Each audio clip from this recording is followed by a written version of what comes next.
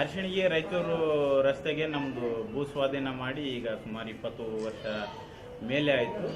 ಇಲ್ಲಿಗೂ ಅದು ಹಣ ಹಾಕಿಲ್ಲ. ನಾವು ಇಲ್ಲಿಗೆ ಅಲ್ಲಾಡಿ ಸಾಕಾಗಿ ಹೋಗಿದೆ.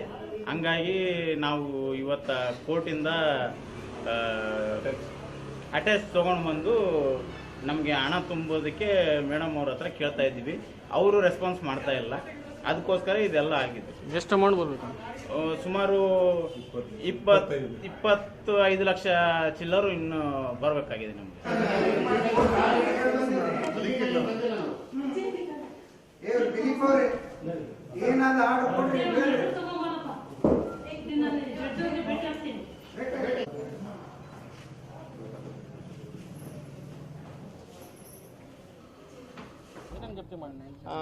ಫರ್ನಿಚರ್ಸು, ಕಂಪ್ಯೂಟರು, ಕಾರು ಜಪ್ತಿ ಮಾಡಬೇಕೆಂಬುದರೊಳಗೆ ಕಾರು ತಗೊಂಡೋಗಿಬಿಟ್ಟಿದ್ದಾರೆ.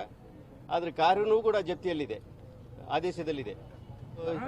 25-30 ಲಕ್ಷ ರೂಪಾಯಿ ಬರ್ಬೇಕು. ಅದೆಲ್ಲ ಕ್ಯಾಲ್ಕುಲೇಷನ್ ಮಾಡೋದ್ರೆ ಗೊತ್ತಾಗ್ತದ. ಆಮೇಲೆ ಜೇಗರ್ಕಲ್ ಮಲ್ಲಾಪುರದ ಅವ್ರದ್ದು ಒಂದು 4-5 ರೈತರು ಇದ್ದಾರೆ. ಸುಮಾರು 2008ರಿಂದ ಇದೇ ಕಥೆ ಇದೆ.